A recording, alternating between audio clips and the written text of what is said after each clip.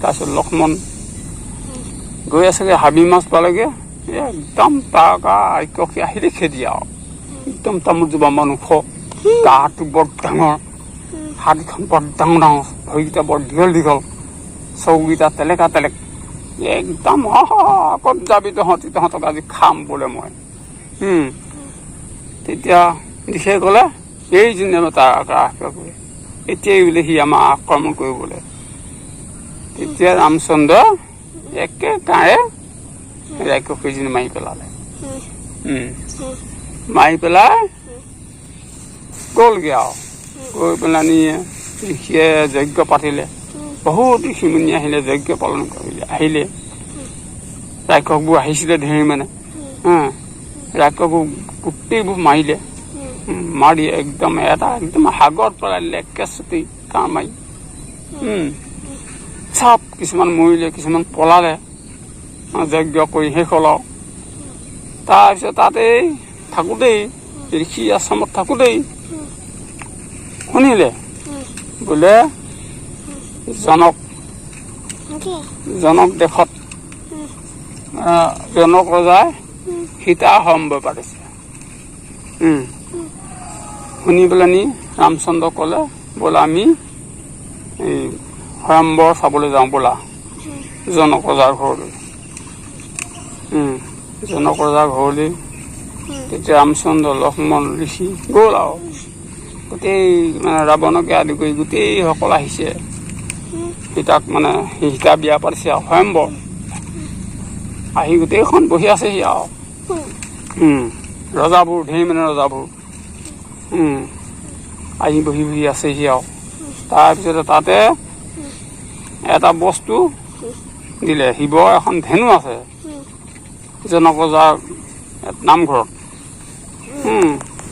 সেই ধেনুখন যিয়ে ভাঙিব পাৰিব তাকে সীতাই মালা পিন্ধাব আৰু তেওঁৰ লগত বিয়া হ'ব বুলি ক'লে তাৰপিছত আৰু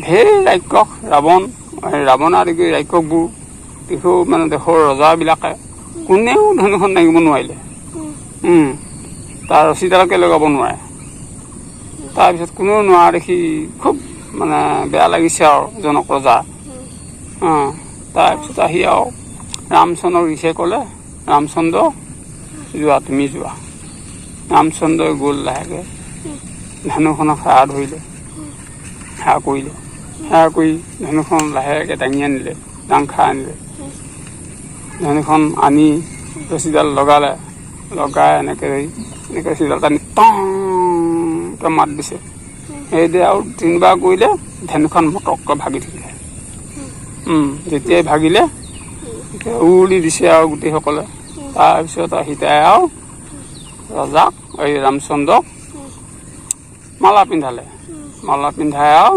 ৰামচন্দ্ৰক সীতাক বিয়া দিলে তাৰপিছতে ভৰত লক্ষ্মণ শত্ৰুঘ্ন এই তিনিটাকো এই জনক ৰজাৰ জীয়েক আৰু তিনিজনী আছিলে সেই তিনিজনীও বিয়া দিলে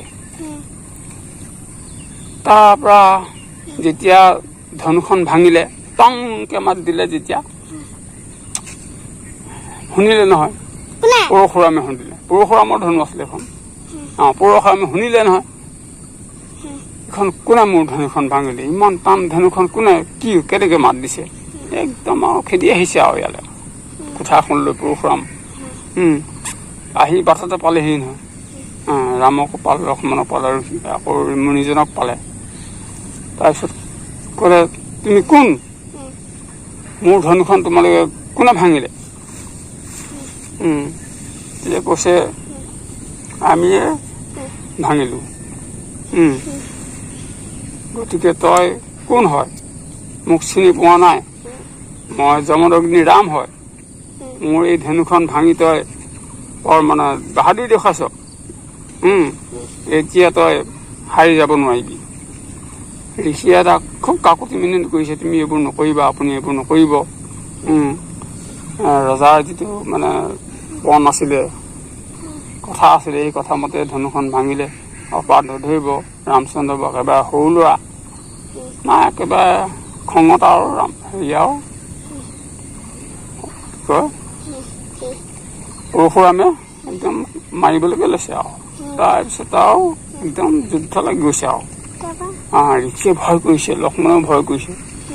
তাৰপিছত লাগি লাগি লাগি লাগি পৰশুৰামে ৰামক নোৱাৰিলে, একদম হাৰি গৈ তেতিয়া দেখিলে এইজন মোতকৈও বেছি বলি, ঈশ্বৰৰ অৱতাৰ, গতিকে মই পৰাস্ত কৰি তেতিয়া পৰশুৰামে ৰামচন্দ্ৰক সেৱা ধৰিলে। গতিকে তেতিয়া এৰি দিলে আৰু ৰামচন্দ্ৰক এৰি দিলে, গুচি আহিলে আৰু লৈ আহি একেবাৰে সীতা হাতীয়ে লৈ আহি আৰু ইয়াত আৰু বিয়া পাতিলে আৰু ধুমধামে 4টা ল'ৰা বিয়া পাতিলে দেই।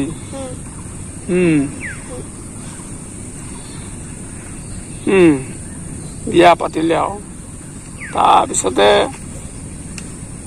আকৌ বহুত দিন গ'ল।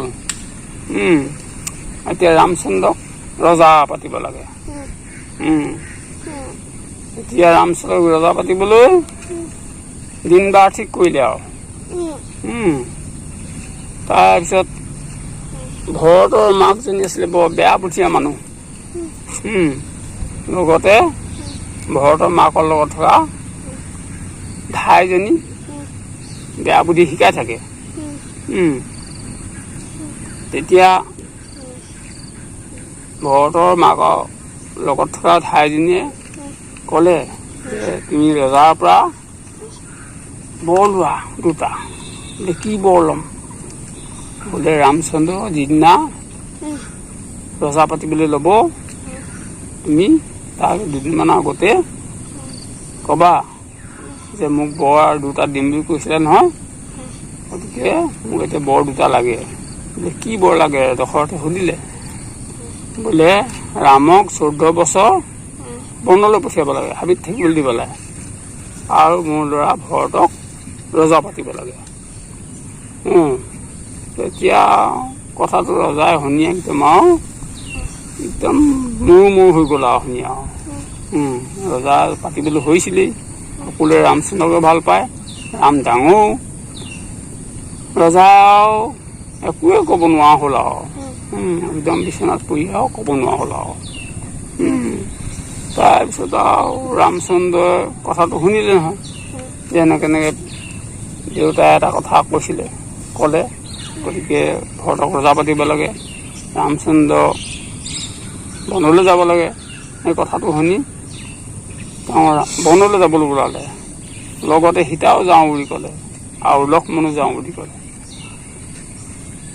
কাপোৰ চোলা এইবোৰ আৱৰণবিলাক খুলি বনলৈ যাবলৈ ওলালে। গোটেইবোৰ মানুহবোৰে কান্দিছে, প্ৰজাবোৰে সিহঁতি যোৱা দেখি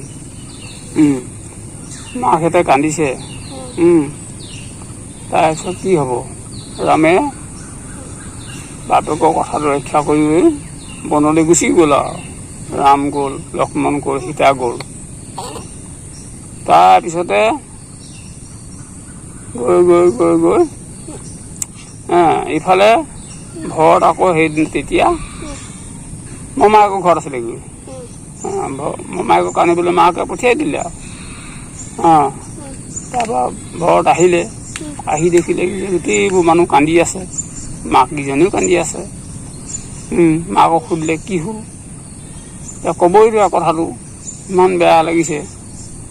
তাৰপিছত কথাটো জানি পাৰিলে যে এনেকুৱা কথা যে ৰামচন্দ্ৰই ক'লে মাকক খুব বেয়া পাইছে। এনেকুৱা ভৰতে কেলে এনেকুৱা কৰিলি? দাদাইহে ৰজা হ'ব লাগে, দাদাহে ডাঙৰ, দাদা কিয় বনলৈ যাব লাগে? মই কেতিয়াও ৰজা নহওঁ, দাদাক মই ঘূৰাই আনিমগৈ, সেই বুলি ক'লে। তাৰপিছত আৰু ৰজা নহওঁ বুলি কৈ আৰু সৈন্য সমান্তৰ লৈ ঘোঁৰা ৰথ লৈ ৰামক ঘূৰাই আনিবলৈ গ'লগৈ। ৰামক ঘূৰাই আনিবলৈ গৈ বহুত দূৰ পালেগৈ, একদম হাবিয়ে গৈ পাছত গৈ লগ পালেগৈ আৰু ৰামক গৈ লগ পালেগৈ আৰু ৰামক ক'লে, দাদা তুমি ঘৰলৈ ঘূৰি যাব লাগে, মই কেতিয়াও ৰজা নহওঁ তুমি থাকোঁতে। ৰামচন্দ্ৰ ক'লে মই পিতৃৰ কথা শুনি মই বনলৈ আহিছোঁ,